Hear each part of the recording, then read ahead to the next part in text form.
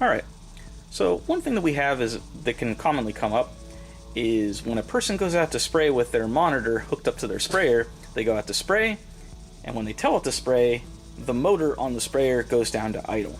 And then when they tell it to stop spraying, the motor on the sprayer goes to high throttle. Why would that be? Well, let's explain that first by understanding how a throttle solenoid works here. This is a throttle solenoid off of a sprayer, and it has two wires that goes to it. And then we have the piston right here.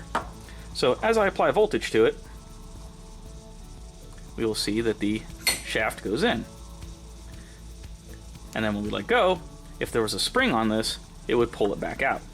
This is the mechanism that is actually governing what is going on with the motor on the sprayer. So sometimes they have it in such a way that it's pushing something, or sometimes they have it where it is pulling something. And because different sprayers have different ways of laying out that throttle solenoid, this can cause that issue. So, how can we resolve that? Well, let's take a look on our monitor devices and find out. So here we have a monitor 4S, and as you can see right here, I'm not spraying anything, but if you look over here on my little indicator, my throttle solenoid has 12 volts going to it.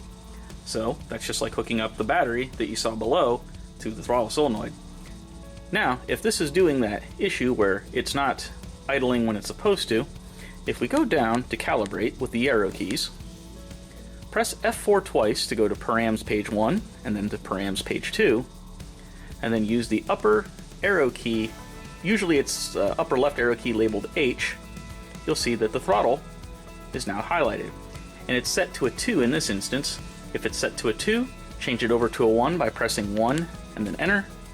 And if it's the other way around, set it to a 2 if it was a 1 previously. And as you can see, now that I've changed it to a 1, the throttle indicator is turned off. So now when I'm not spraying, 0 volts are going to the throttle solenoid. Now let's take a look how it looks like on a monitor 5. So here we have a monitor 5, and again, you can see that on my indicator here, the throttle solenoid is turned on. However, there's no pump going on right at the moment. We're not spraying, we're not doing anything. So again, if we need to flip the logic on the throttle solenoid, if we click on the menu, and then go down to diagnostic, you'll see that there's an area right here that says default RPM. Currently it's set to high. If we click on it, you'll see that it changes to low, and now the throttle indicator on my test bench has changed from on to off. So that is how you can switch the throttle logic if in the scenario you were to go spray and the throttle on the sprayer doesn't do exactly what you're expecting it to do.